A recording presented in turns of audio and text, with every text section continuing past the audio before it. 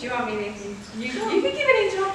So I met Kate for the first time, was it last week? Last or the week before? Last week. So Kate and Carol attend Toastmasters.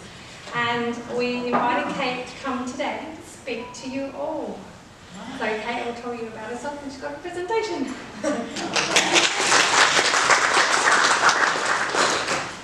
Thanks everyone, and thanks for inviting me. It's a bit of a privilege to be able to be speaking to you all today.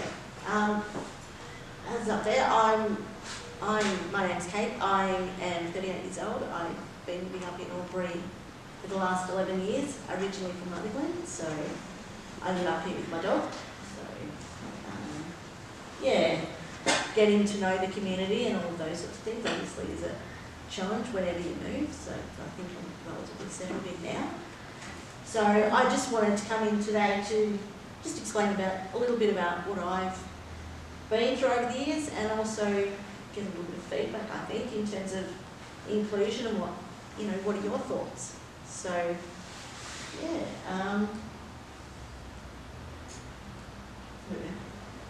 so I guess to start off, I was just going to ask you guys, why is inclusion important? What do you guys think is, I guess, the important parts of inclusion for someone, or anybody, but in particular those people with disability? So what do you guys think would be something that you would look forward to create an inclusive workplace or society? Feeling comfortable in a society, feeling comfortable in a social setting and being accepted on just a person. Exactly. Yeah, exactly. I think being part of a community, we're all human at the end of the day, when we're not, we're all human, so we've all got the same sorts of feelings and all of those sorts of things, and all we want to be is part of where we're living. And so it's how do we make that possible? So, this is my story, I guess. Can everybody hear Kate? Yeah. Just let me know if I'm not speaking loud enough or something. I'm usually not told that I'm speaking too softly. So, here we go. Alright, so as I mentioned earlier, I lived in Rutherglen up until I was about 27. So I guess in a way I've been a little bit of a trailblazer for a small country town. I was the first person to attend Rutherglen Kinder with a physical disability. So as a result, what they had to do is create, have ramps, wheelchair accessible bathrooms. It was also when I was introduced to having a full-time integration aide. Their role at the time was obviously to help me around, but was also to help me learn to socialise with others, because at that age, usually the only people you're around is family, so, or close friends. So for me, that was a bit of a, at that point, I think it wasn't as difficult. Kids that young are relatively accepting. Things started to change once you hit school, of course. Again, I went to Rutherglen Primary School, again, first person in a wheelchair to attend that particular school as well. I was very lucky. I had a couple of aides in pretty quick succession until I was about grade 2. Then I managed to have an integration aide at school who was fantastic. She helped to educate the staff who were, I won't lie, very hesitant to have someone with a physical disability joining a mainstream school. I have nothing wrong with my cognition or anything. It's literally just a physical disability, so there was no real need for me to have anything. I had every right to, I suppose, attend a mainstream school if that's what my family and I chose to do. So whilst I was at primary school, I was able to do things like riding for the disabled over in Wangaratta. I loved horses as a kid. Still do, but unfortunately I haven't had opportunities as much. in my adult life to get back to horses, but as a kid I absolutely loved riding for the disabled. It was freedom, it was inclusion. I did it with another student at the school at the time who lived with Down syndrome, and he and I got along really well. Interacting with the horses, obviously, 9 times out of 10, don't talk back. So, you could, pet therapy, you can tell them stuff, but you can essentially be yourself without judgment, which I kind of love. The people there, obviously, being that it was right for the disabled, they were very accepting of what I needed, and they were able to adapt a lot of things because I am quite small. So some of the equipment wasn't necessarily originally made for my size. Then, as I got a bit older into primary school, we did my aid again, initiated doing things like, instead of sports that I couldn't do and just sit on the sideline and watch, which again wasn't inclusive at all. And the teacher at the time, their main suggestion was to be a school, a timer or a school person, which kind of boring. Important, yes, but not all the time. So my aide decided to teach me things like touch typing and taught me how to swim. And although they weren't necessarily within the class, for me later in life, they've certainly been skills that have been greatly used and appreciated. As I hit year 5, one of the big things that my primary school did was hit year 5 and go skiing up to Falls Creek. Never been skiing before. Didn't know what was involved. Really cold and I couldn't go back. I don't deal with the cold at all. So again, how did the school adapt to it? Originally, I think there was probably a fair bit of hesitation, taking someone that was high risk maybe on an excursion. As it turned out, sit ski instructor and chairlift organised. I was set to go with my aid. Loved watching other people fall down when I didn't have far to fall. It was great. So they're sort of the things that I was able to be just another student, part of the other activities that were going on in the school at the time. And if not, within the school, I was able to go with other students and still be part of a group, part of a bit of a team. As I got older, into high school, I had a major back surgery. Unfortunately, that meant that I was away from school for quite some time. Kids being kids, they don't know what's involved when someone is away from school for an extended amount of time. So when they come back, they're pretty imaginative. So unfortunately for me, that's when bullying became part of my schooling life. So I had a few rocky years there for a while. Looking back on it, I sort of wish that some of the stuff teachers may have, in a general sense, explained why I was away, what generally speaking was happening, so that these kids, once I got back, sort of understood a little bit and therefore were a lot more accepting. Unfortunately, that didn't happen, and therefore I think that, sent the imagination running wild, which wasn't an enjoyable experience for me. But as you can see, once I hit around year 11, 12, those friends started to gradually start to come back, and quite a few of them now we still keep in touch, albeit infrequently.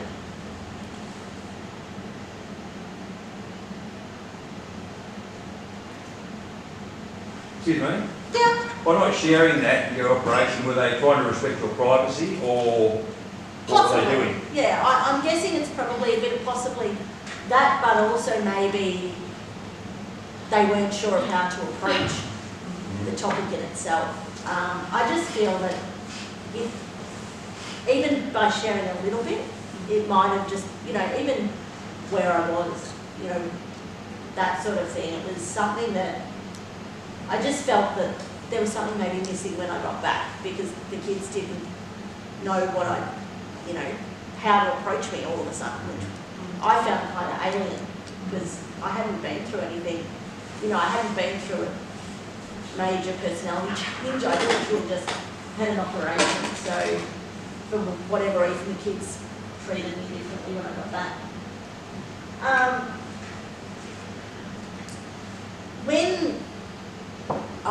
As I've gone through life, and even now, every now and then, I have people speaking to me really loudly and slowly and really clearly.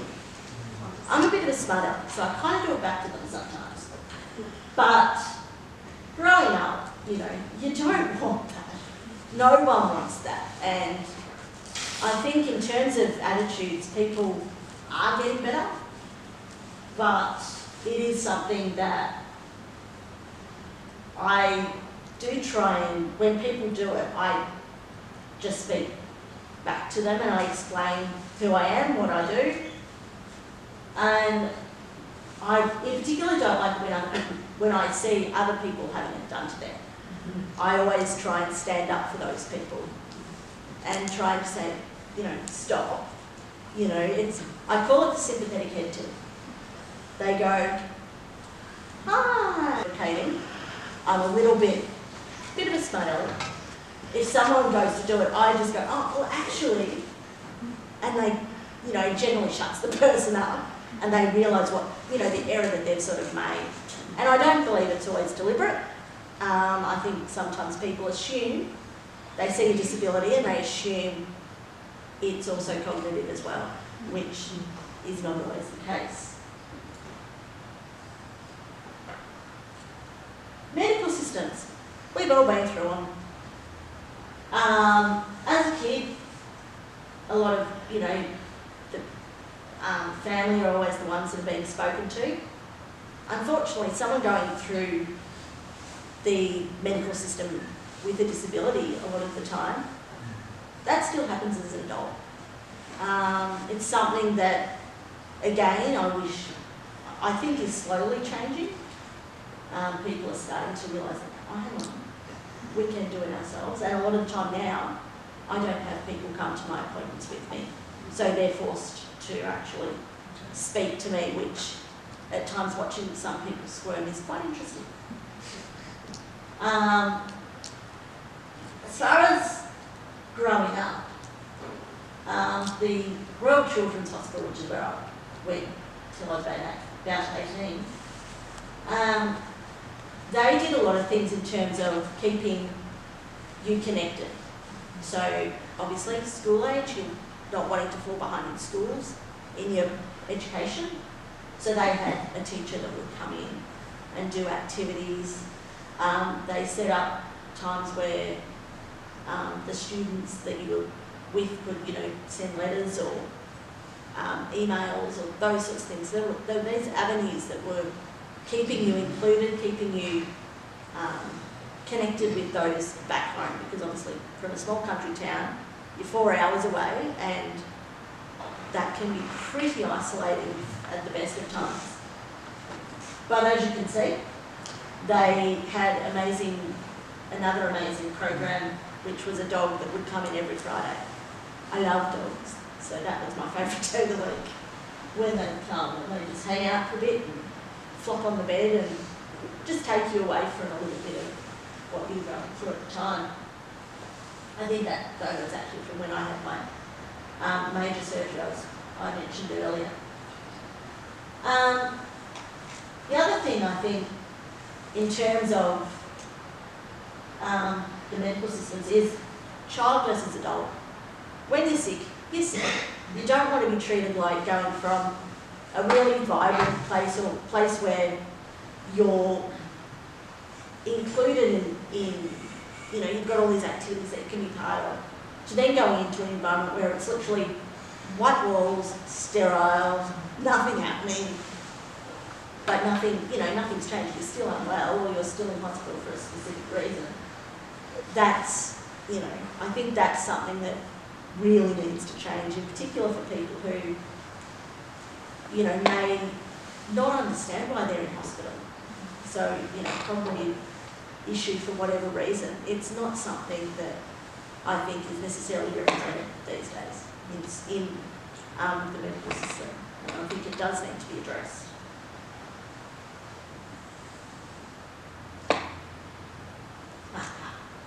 Right. So, as I said, about 11 years ago, nearly 12, I moved up to Albury with my best buddy, Gabby. So, when I moved up, I knew a couple of people. I was lucky I had family in Wodonga. But for me, I didn't really know the support systems that were out there to get myself connected, networked, into employment or any sort of social group, volunteer work, all that sort of stuff. I had to find that myself. You know, lucky I'm a little bit of an out there kind of person. I like to go and meet people when I can. So over the years, I was at the RSPCA for 6 years. I went to St Vincent School over in Lavington for a few years. And I'm currently, every Thursday, going over to Wodonga and doing tutoring with the Volunteer Resource Bureau for an hour, which I love. Working with the multicultural primary school age kids. It's great fun. So I think for a lot of people, finding employment is obviously very difficult. Once you add the word disability into it, it's a minefield. It's a situation where you've got employment agencies who, from my experience, unfortunately, have you on the books and don't necessarily do a lot while you're on the books. At least that's certainly been my personal experience. Then I've had a lot of people offer me volunteer work. That's great. Still going to pay bills. I live on my own. And I only live off a pension. So volunteer work, whilst I love it, and I would do it in a heartbeat because I love helping people, it's, as I said, doesn't pay the bills. But employment, for whatever reason, as soon as you go, I've gone for a job, the wheelchair's become an issue. You know, I've had some people who haven't even bothered to meet me and gone, I don't think you can fit in the building. And I'm like, well, can you give me a go? And they're going. And, you know, the door's pretty much shut. And again, the employment agencies that I worked with at the time, they really didn't do much to necessarily facilitate that acceptance, which, I'm sorry, not good enough. It's really not an easy thing to try and explain to someone. It's a physical disability. That's it. Obviously, many disabilities out there that need different levels of support, but I think it's a case-by-case example. It's not one size, it's not a blanket that's put over just the word disability. So, still trying to find that paid job, but I'm currently studying certificate for allied health assistance at Wodonga TAFE, and I'm currently on placement. So hopefully at the end of the course maybe something will come out of it, I'm not sure. But doing my absolute best to try and put my best foot forward. As far as social opportunities go, all really amazing. Rather when there's not a lot, really, unless you drink or play sport. And I don't do either. So, family and friends were what kept me in Rutherglen for a long time, but to be able to create my own independence and my own life skills, etc., I needed to move elsewhere. So for me, I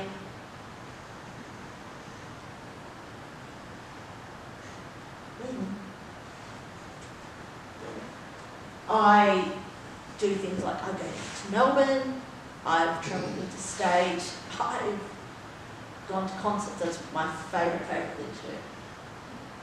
So, of course, to get there, you need travel. Travel is not inclusive for a lot of people with disabilities. Whether it's physical or invisible, there's barriers in every single step of the way.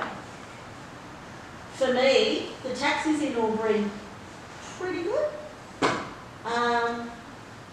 Occasionally they get overwhelmed, but for the most part they're pretty good. Once you hit Melbourne, they don't exist. If you're going a short distance, they don't exist. And that's for anybody, from what I've been told. However, the difference for us with a physical disability, or even I suspect maybe a guide dog, or even I've heard people who have just got something like, they live with something like facial difference or something. People discriminate and they say no. They won't do short trips. So if you've got a disability that requires you to use mobility aid, or you literally just can't get yourself from A to B and it's a short distance, you're waiting 2 to 3 hours for a taxi in Melbourne. It's ridiculous. So I've got friends and family down in Melbourne that I call them my walking taxis. They pick me up from the station, they grab my bags and they walk me to the hotel where I'm staying at. And they help me get around that way, because otherwise I'm stuck. But I'm also stubborn. So for me, if there's a concert at the other end, you're not stopping regardless, So it's been a challenge. The other challenge I've found, and I've seen it, I've been through the physical disability aspect of it, but I've also seen other disabilities and the way they're treated by conductors as well. And for me personally, I've travelled both in a manual chair and an electric wheelchair on a V-line train. Manual wheelchair travel is difficult at the best of times without having a conductor on the train who, one conductor will do one thing and then you get on again expecting the same level of assistance, because they're just conductors that do the same job, and you get nothing. And I've had people, when I travelled in a manual wheelchair, they have moved my chair when I've fallen asleep, which I understood because it may be in the way of the walkway or something. I've understood it, but I've also been under the assumption that it will be moved back. And I had a couple of instances where that didn't happen. And so I had to then try and find a way to get someone to actually move a light, empty, 10-kilo titanium chair back to me. I wasn't asking them to lift me because I know that's against the rules, but I was asking them to at least hold it while I start training. They were trying to communicate in their special way, and I could see it, but the conductor walked off on them. So I, being me, grabbed the note that this particular person was writing down to give to the conductor. I hailed them down and said, "Mate, you're not doing your job, come back here. Here's what this person was trying to say." They thought I was being a bit rude, but really, there's no disability training. I've actually been told that, as far as V-Line goes, disability training is recommended, it's not mandatory for anybody. Which, in 2023, when people with a disability of any description want to be out in society, want to be able to have the same opportunities, we just need that little bit of extra support in these particular areas. And it's not there. It needs to be. Luckily, when you're travelling in Victoria, there's a service at Southern Cross called Traveller's Aid. They're pretty cool. They're a pretty cool bunch of guys. And they've got a little buggy that when I was travelling in my manual chair, I used to jump on that and they'd take me to the office and I'd wait in there in a safe, warm place and wait for my taxi or whatever I was doing at the time. Now, in my chair, I chuck my bags in there and then I just drive along behind it, getting all the back ways of the station to get to where I need to be. It's kind of fun. But they're amazing. They do a really good job. The problem is they're only in 3 stations in Victoria that I'm aware of. I think they're hoping to expand, and I really hope they do, because it's needed. I mean, take Wodonga train station, for example. It's not manned. The last train gets in there at night at like 9:30, 10 o'clock at night. It's dark. It's in the middle of nowhere. And back when the Albury train station didn't have a ramp that accommodated someone with a mobility aid, I'd have to go to Wodonga and then get the taxi back to Albury at 10:30 at night. And they say they have a taxi there at Possum a couple of times. So I'd be sitting there, middle of nowhere, and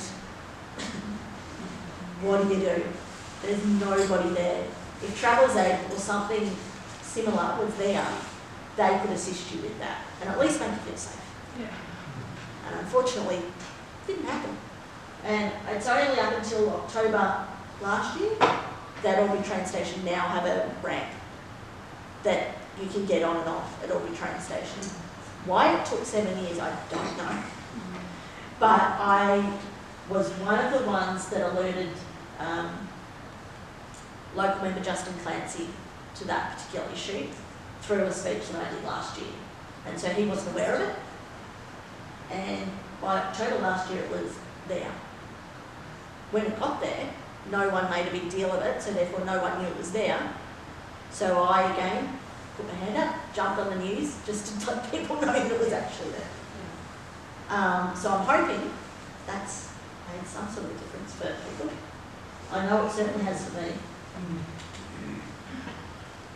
As far as the ramps and stuff, with Olga, from what I can understand, you've certainly got to ask the person on the ticket. They will put the ramps up and down, but as I say, it's, and as you just said, at the moment, it could be elevated from what it is. Yes. But maybe it's a little bit better than what it has been. If that's It has improved. I'm not going to lie, it has improved. I just think, as far as the supervision and safety aspect of it goes as well, it's not there enough. And for people with a disability, or any, even elderly,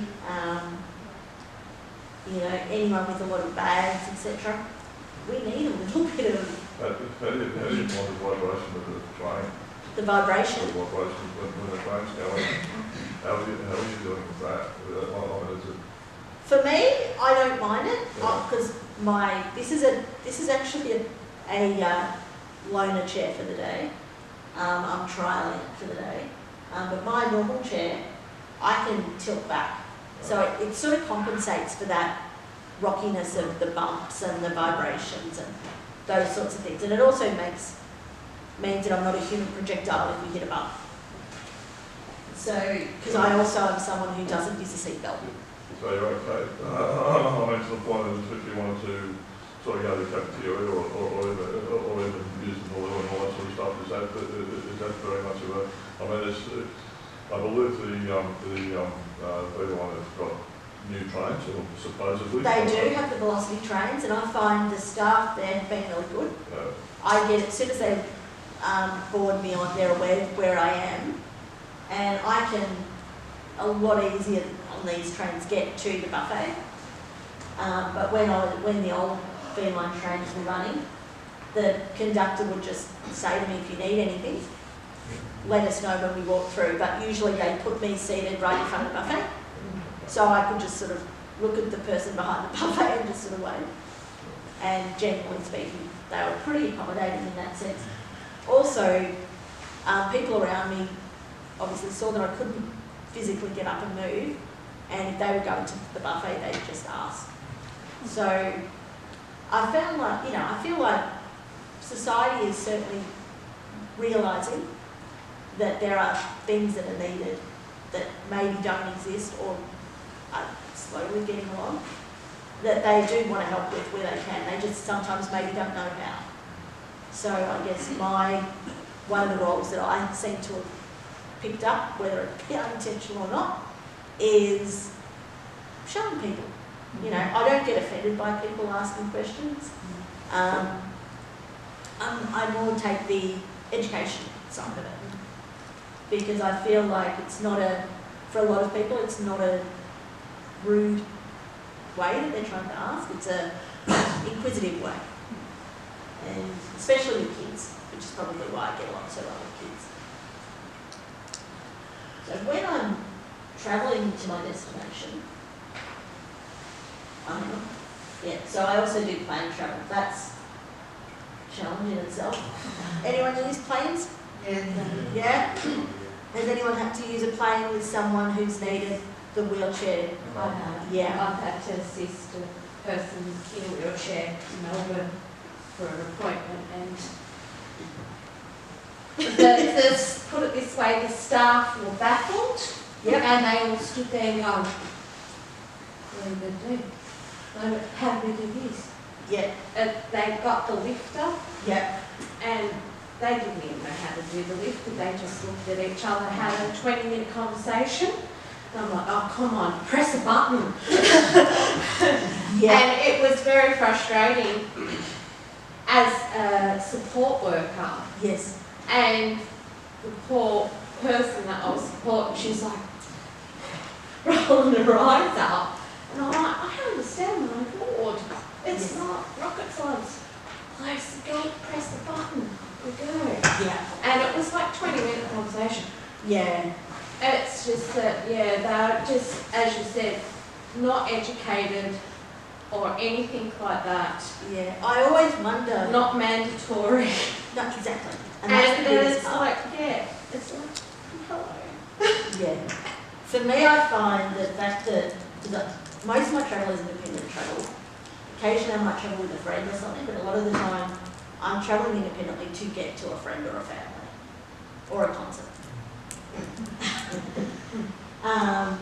So I've learned to be a little bit bold.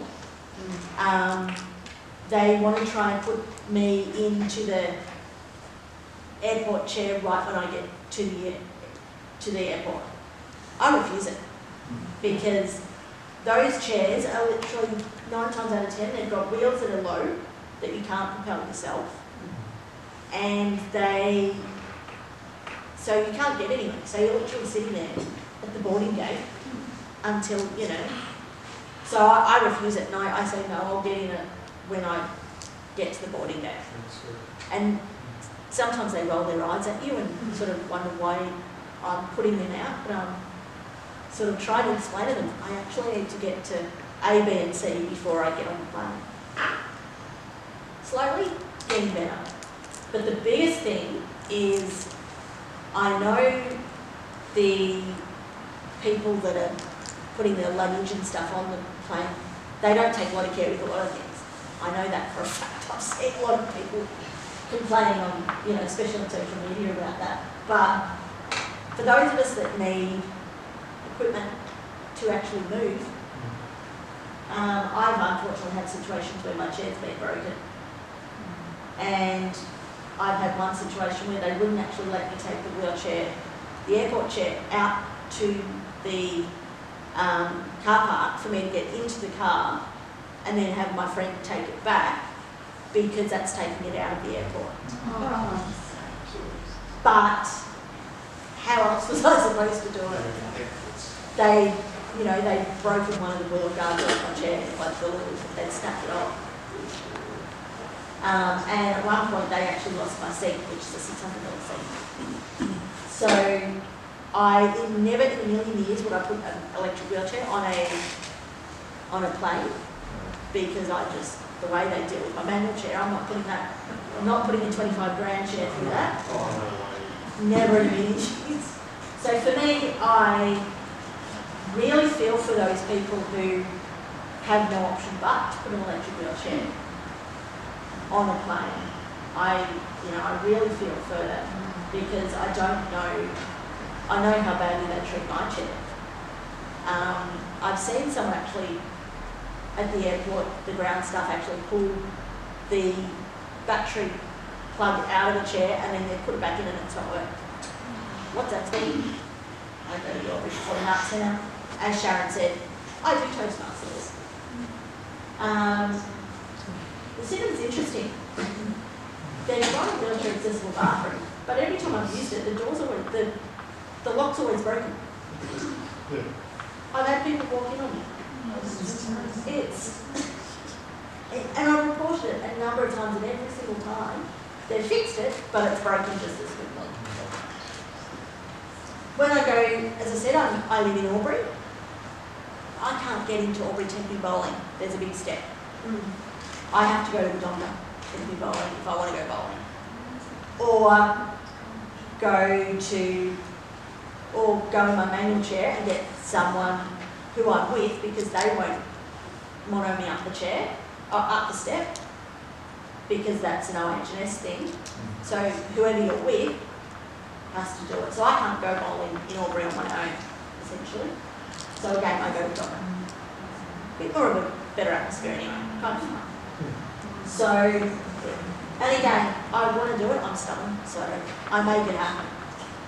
But again, it shouldn't be, I live in Albury, I should be able to do it in the service is there. I go to Albury Performing Arts Centre to see shows, bit of fun, bit of that, family or friends. Everybody else does it. But for me, the seats are way at the back. So my eyesight's not the greatest. So a lot of time I can hear them on stage, obviously. I can't see them.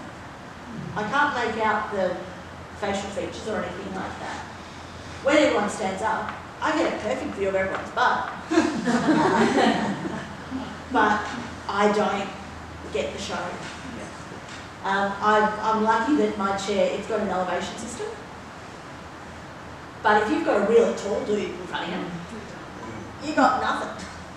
So that's, things are starting to change. I think people are starting to realise that when I asked to move to in the middle of the aisle, which I know is a safety hazard sort of thing, but when I asked to do it, most people realise why. And so that I've got an actual view of what I've paid money to come and see.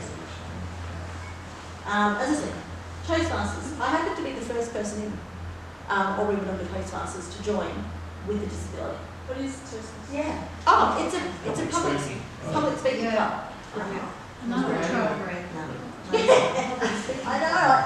I don't mean to do it. I fall into that category somehow. But again, I don't mind. It's meaning that the next person who is in my situation or similar knows how to do something because I've done it. So that's been fun. Learning. I love public speaking. I love speaking in general, but I love doing public speaking. I love advocacy for people with a disability in particular. So learning these skills is great fun. It's interesting because the challenge has been the way part of their, one of the roles there is to learn to evaluate someone's speech.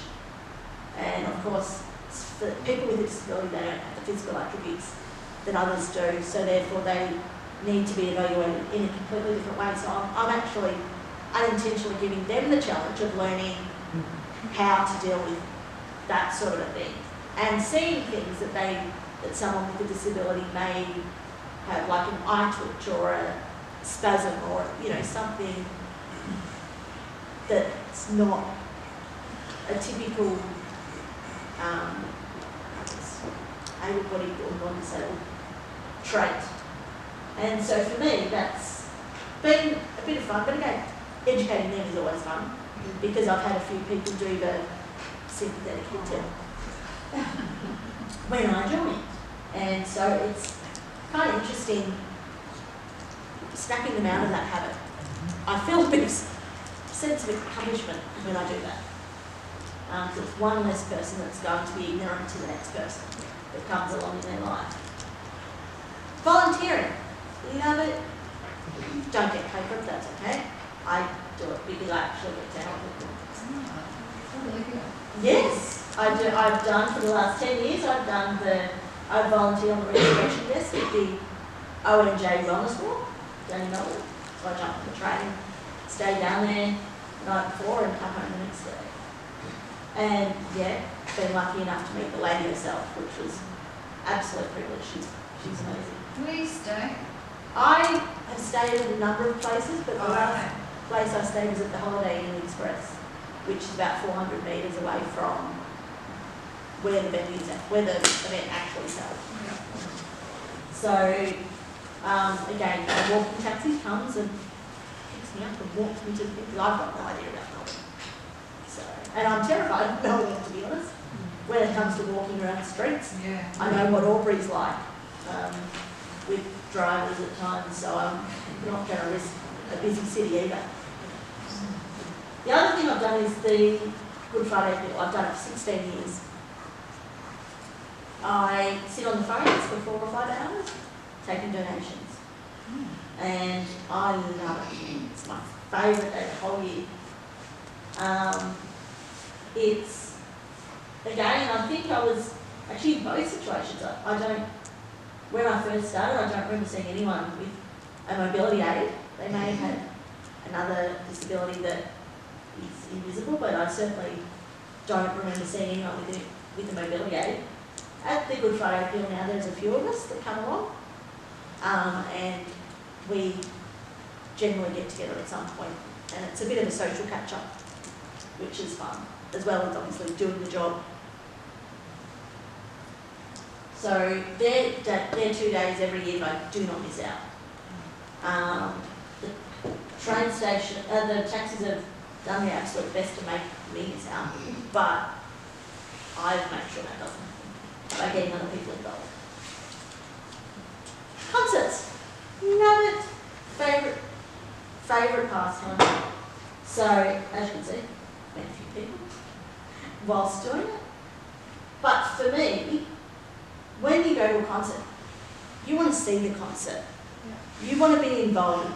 Accessibility is not just being in the front door.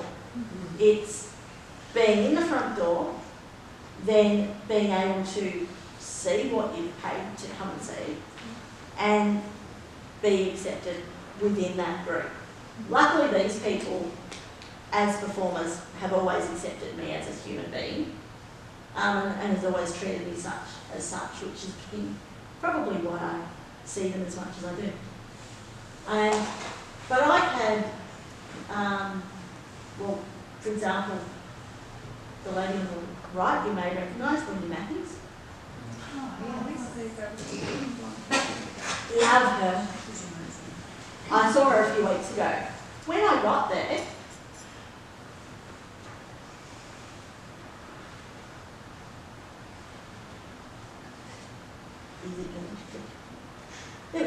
this is what happened. I got told that I had wheelchair accessible seating. Yes, I did. No. No, there was a big piano at the side of the stage that impeded my view of said window. Yeah, no, it's not the best photo, but it's just a photo that I put in just to demonstrate. The reason they classed that as accessible seating is because it was close to the disabled toilets. And I thought to myself, are you kidding? I've paid all this money to come down for a concert and sing and dance and have a bit of fun, and I can't see a thing. So I basically said, I'm not sitting here, you're going to move me into a place where I can see. And he said, when everyone's seated, we'll see what's available, and if we can, it's not a sold out show, but it's close to. So they said whatever's left, we'll see is a better view. Luckily, I got over the other side, so I actually could see the concert. What I found out later was the people on stage knew I was coming, and so when they couldn't see me, they got a little concerned. So yeah, accessibility isn't just being able to get in the door, having a disabled toilet that's accessible, whether it's clean or not, it's another issue, but anyway, or workable, but it's about also being able to be part of and included and feel as though you can, make friends and have a bit of fun. And everybody deserves that. And I think I've been lucky enough to see these days events where, and I'm really happy to see it, whereby people who happen to be blind, or not blind, deaf, there are people that stand on stage that are translating. And it's not a common thing for concerts, but I have seen people like Kate Sobrano do it. And they've had someone on stage a couple of times while she's performing that's signed it. I don't know whether it's the whole concert, but it's been a portion of it. And I think that's amazing. There needs to be more of that for other disabilities that also need that little bit of assistance. I can only speak from my personal experience, but I've certainly observed others that have struggled for whatever reason, and it's nice to see things like that slowly coming into the fold. I did a speech last year up in Canberra where they had closed captions and those sorts of things, and I was amazed because I'd actually never seen that at an event before. But it makes sense as to why it was there, but why isn't it more widely used? I think, when you're talking about inclusion and acceptance, these people, as I said, we're all people, we all want the same thing, or want similar things. If we're going to be able to achieve that, we need to have people that are out there thinking outside the box, put the washing out. Actually be able to use the storage that was in my kitchen that was high above, which up until then I couldn't use. It was there, looked good, couldn't use it. But the other thing, the biggest thing that I could do was customer service. It was amazing. It was so good because I can see people, I can be at everyone's eye level. No one's having to print their neck to look down at me. I'm not having to print my neck to look up at them and then try and avoid the fluorescent light that might be behind them that really distorts my eyesight. But I could have conversations whereas I was level. For me at the start that was a little intimidating because I'm not used to looking at someone directly in the eye. So I still at the start looked to the side of them, but I'm, getting better.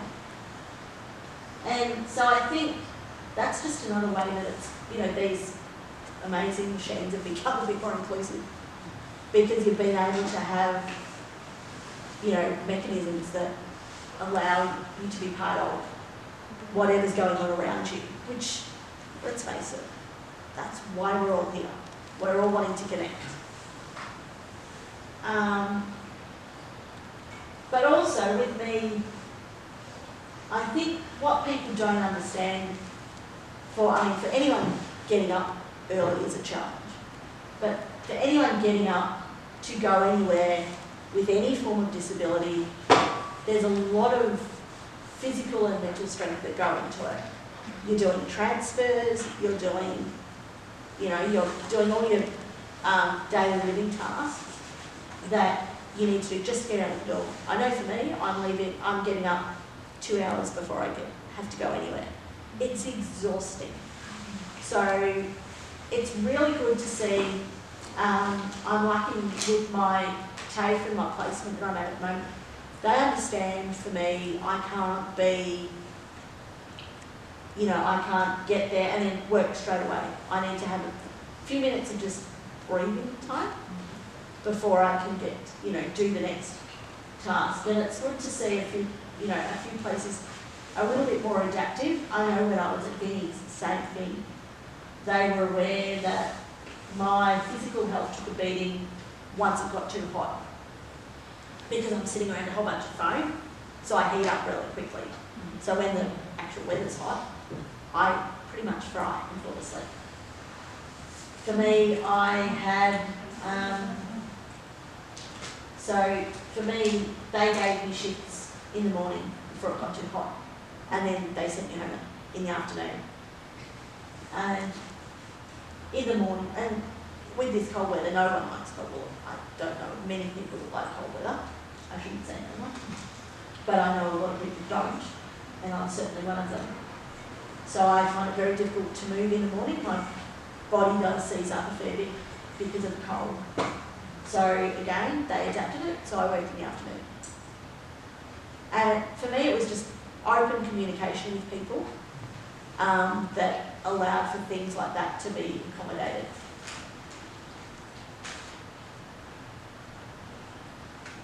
So as I said, at the end of the day, we just want to be given the same opportunities, that everyone else gets in life. We all have challenges. We've all got different challenges. Everyone, I've had a lot of people come up to me and say, "Oh, your challenges are so difficult," but everybody's got challenges that are difficult to them. It's just at a different degree. So I don't take pity on myself. And so I get a bit frustrated when other people kind of try and do it for me. As I said, because I am that way, it's why I come and do things like this. I'm wanting to make a difference, and I'm hoping that happens. And as I said, we've come a long way. 2023, you'd want to hope so. But there's a lot of things that have changed. There's a lot of things that haven't changed, but I feel that, if we can keep the conversation going, keep it in the public forum a little bit more, which these days it's happening a lot more. In the news, I've seen a few episodes where people on Q&A come, they've spoken about different topics, etc. And so it is becoming a little bit more accepted and not hidden, which is nice to see. So, I'm an optimist. We'll get there. But it's people that maybe don't live the life that someone with a disability lives, that it's not a us and them debate anymore. It needs to be inclusive. It needs to be everybody working together to achieve the same goals so that we've all got the same opportunities. It'll happen. And it is slowly happening. So thank you for listening to me today, and I'm not sure how much time I've got already. No, you're right. But if anyone's got any questions, I'm happy to answer anything. So, Well, I was just going to say that you're very brave. Now, just interrupt. Does anybody here drive a Hyundai CRV white one registration DBL21C? Belinda, is that your hire car? No, mine's like one. Okay. Out the front here. No, I'm up there. DBL 416. DBL21C. Yeah. Is that you? Can you move it for us, please? Oh. I need to get a truck hooked up to that truck.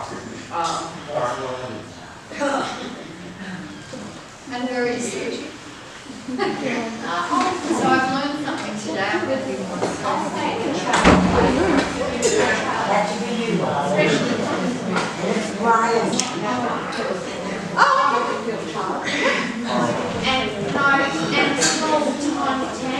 Yes. That would be very. I've learned very small towns. I felt, I wanted to rebel against that because that's not what anybody wants. When you get it to a certain age, you don't want to be necessarily cocooned in an area where you can't grow and learn and experience life around you. And I felt that even family members there was one particular instance where I wanted to go out and I was, I suppose, reminded that, you know, going out on your own, you're vulnerable. And true, but I had my phone with me. And so was everyone else. Yeah. Yeah, and but I think the thing I really took offence to was they put my wheelchair into it. If they just sort of said, you know, you're vulnerable because you're a woman or you're vulnerable Yeah, because that's whatever. But the fact that they brought my wheelchair into it, I'm like, don't. Just don't. It's the one thing that does my head in. But again, that particular instance, I actually walked out and did it anyway and rang them when I got to where I was going. They were a little cranky, I'm not going to lie, that I'd done it, but at the same time it taught them that I've got a good head on my shoulders. I know how to, you know, deal with a situation. Not obviously everything, but nobody knows how to deal with everything. No. You know, you're all, you know, we're all going to get into a sticky situation at some point. But I have things in place that mean that I'm not going to get into, or that hopefully I can get out of most situations. So, but yeah, living in a small country town, I just found I couldn't grow up. I became the Peter Pan of Rutherglen, and I just didn't enjoy it in the end, because up until obviously 18, you're at school, so you've got something to do all day, every day. And then when you leave school, a lot of my friends had the ability to up and leave, up and travel, up and move interstate, or get a job, or have children, or get married, or I didn't have those opportunities at that particular point. So that's also for me when my mental health started to take a bit of a beating. So I could see when people were being a little less accepting and a little less, and they weren't allowing me to grow up and achieve what I wanted to achieve. So a few years ago I actually went back to Rutherglen and spoke at their International Day of People with Disability event. And it was, to me, it was a pretty amazing experience, because it was a bit of a ha-ha kind of moment, because a lot of people that were there were the people that were unintentionally, and I'm well aware it was unintentional, holding me back a little bit, or not believing that I could achieve what I've achieved. So that was really quite nice to sort of come back and say, well, guess what I've done, you know.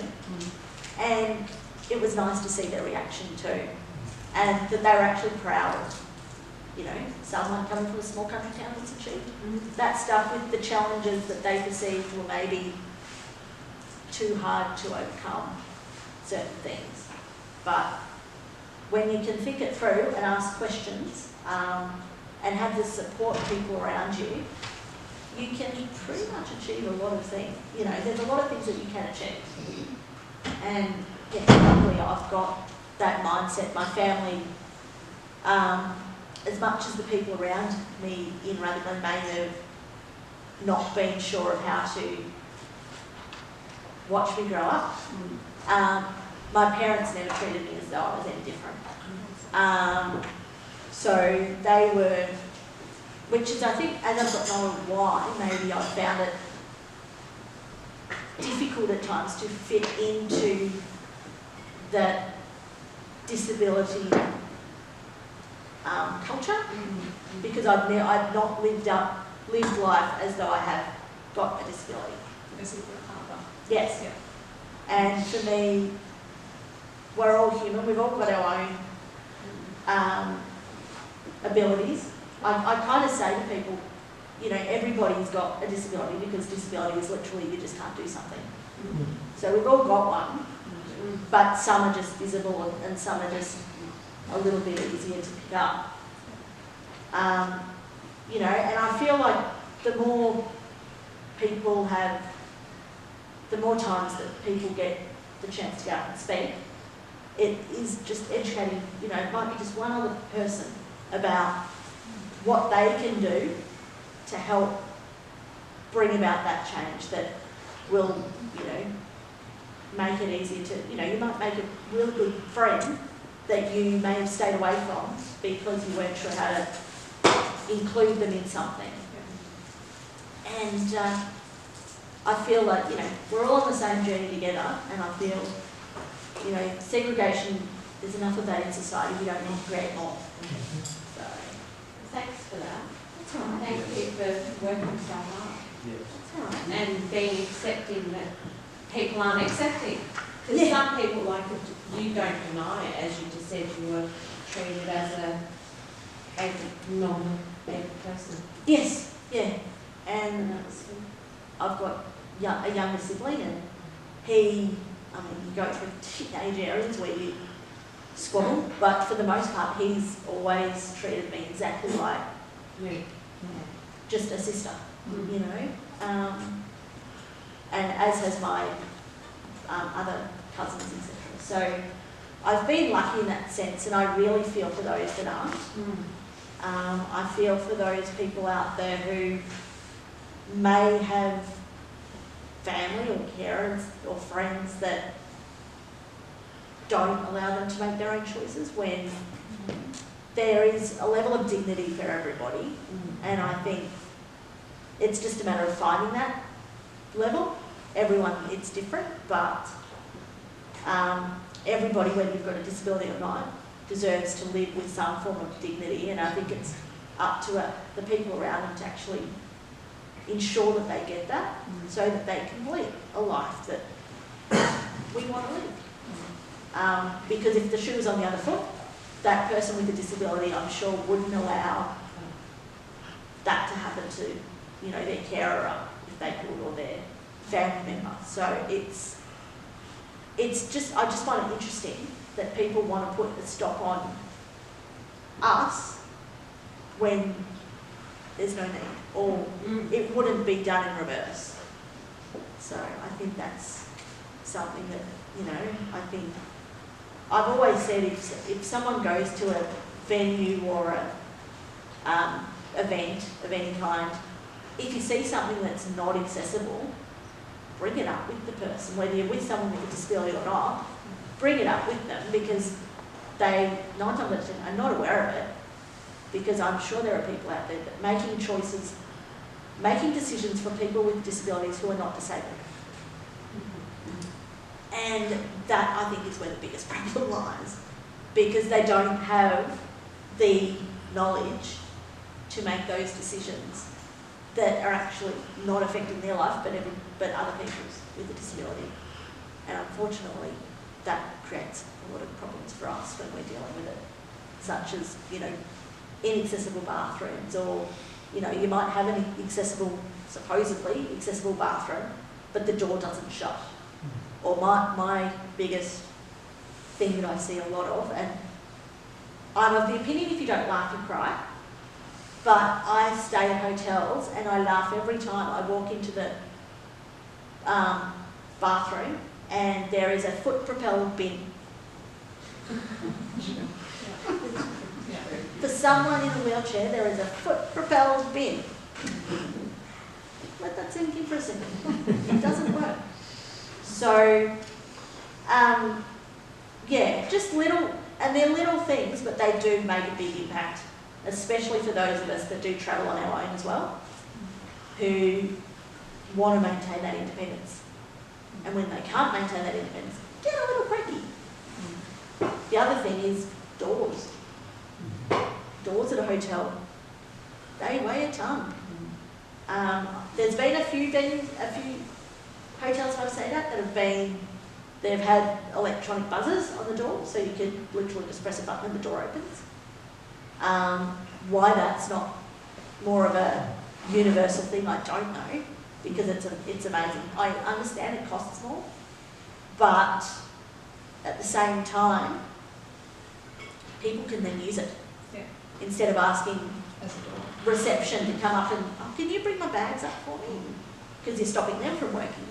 They do it, and they're very accommodating to that. But if you can do it yourself, why wouldn't you? So I just feel that, I know when I've travelled on my own, with a family member, and as I said, I generally travel on my own, they've actually asked me questions like that. They've gone, so when you get to reception, how do you get your bags up? And I go, I asked reception, and their response to me in the past has been, but that's not their job. And I'm like, well, it is, if you can't do it yourself. Yeah. That just becomes their job. And if, you know, my opinion is, you go to a business or a, you know, hotel or something, and they refuse it, you just don't go back there. That's right. And I'm lucky that most people are pretty accommodating. Yes, there are places in Albury that I do door service at a lot of shops because I can't physically get in. My favourite thing to see, and again, I'm a bit self-deprecating, and if you don't laugh, you cry, but I've seen signs when I've travelled and there'll be you'll be going along the walkway in the main street or whatever, and outside of a cafe there'll be a sign and it'll say, I saw one, and I laughed my head off because it said, if you need assistance to get in, let us know at the counter and we'll get the ramp.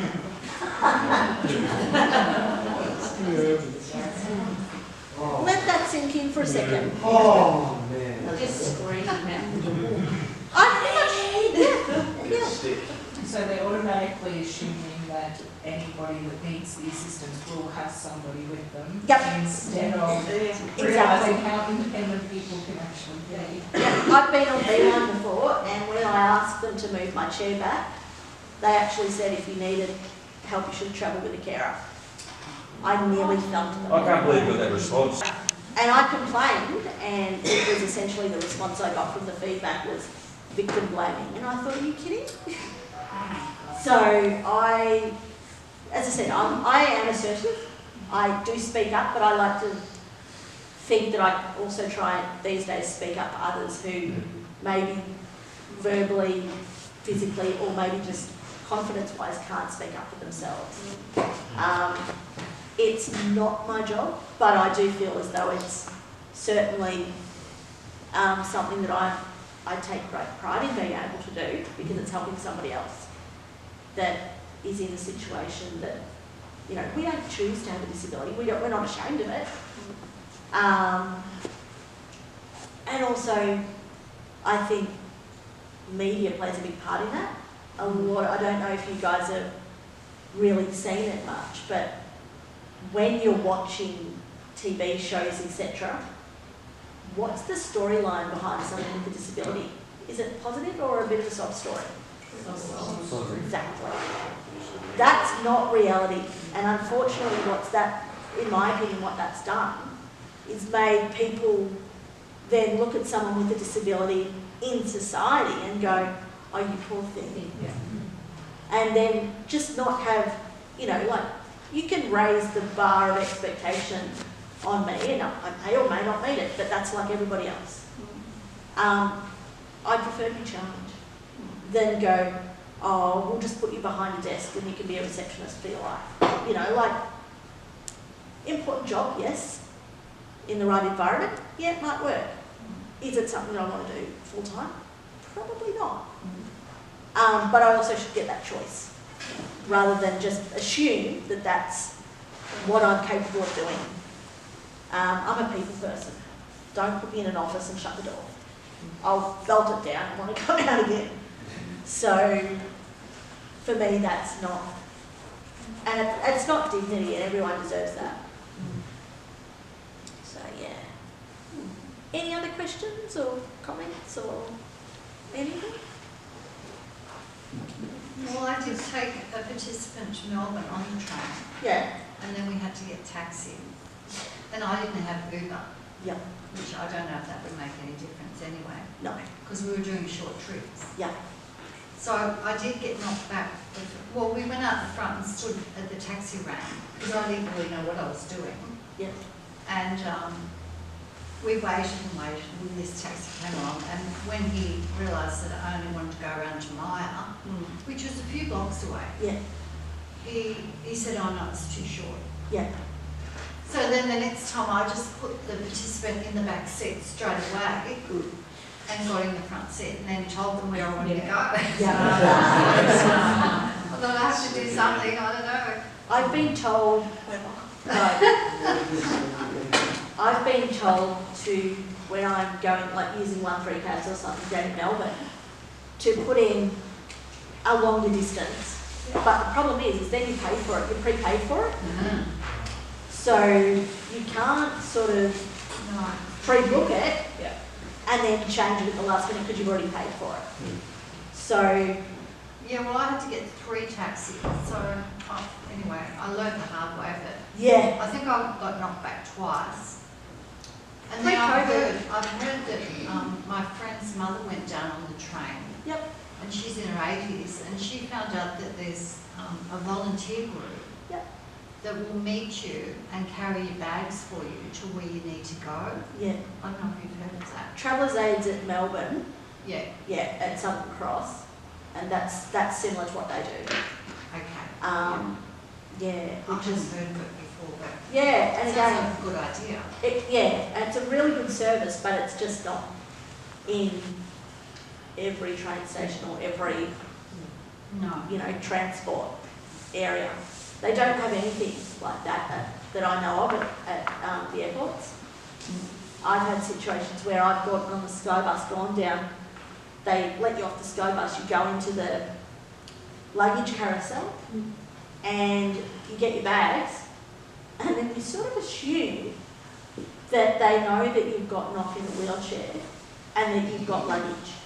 So you sort of assume that someone's going to be around to help. No. No.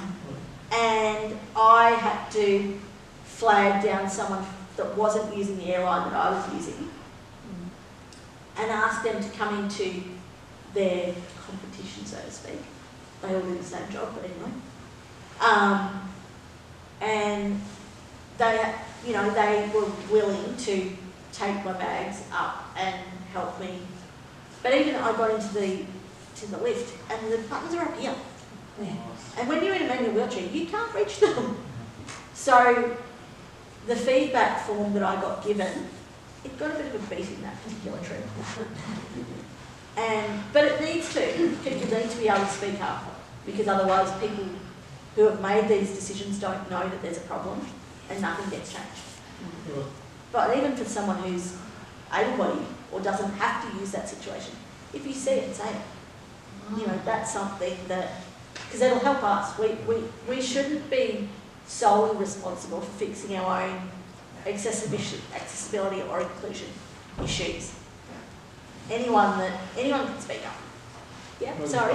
Just a general comment of what you're talking about there with the airlines. Yeah. Tom Moraney. Yeah. Now, I don't know if they've got the Travellers Aid at Tom Moraney, but I do know that we were coming in and with Qantas, and we found ourselves in a situation where we needed something very, very similar, like the Travellers Aids and stuff. And we basically caught we approached the Qantas desk and they directed. Okay. Not only that, but we also had to get, it was a walkie frame coming in to Australia, which we had all sorts of lovely problems with Qantas, with the packing, with the bagging and all that sort of stuff. And we found that it was that Travellers Aid stuff that really helped us get through customs and all that sort of stuff back into get onto your buses and one thing or another to get out. But whether that's just the airline, I'm not sure. Yep. But we sort of just got the general impression that with all this special COVID stuff, I know they're all coming back together now, but just maybe, hopefully airlines or airports around the world or something, surely if they've got any sense or whatever, to the point of creating some sort of Travellers Aid where people can just literally help whatever to actually make it a lot easier for people to get through customs and stuff. Because the general feeling that we got, if they don't provide this stuff, like the airlines or the airports around the place, people, they just won't travel. So let's just hope, with what you're saying, that it's certainly, that they take that sort of stuff on board.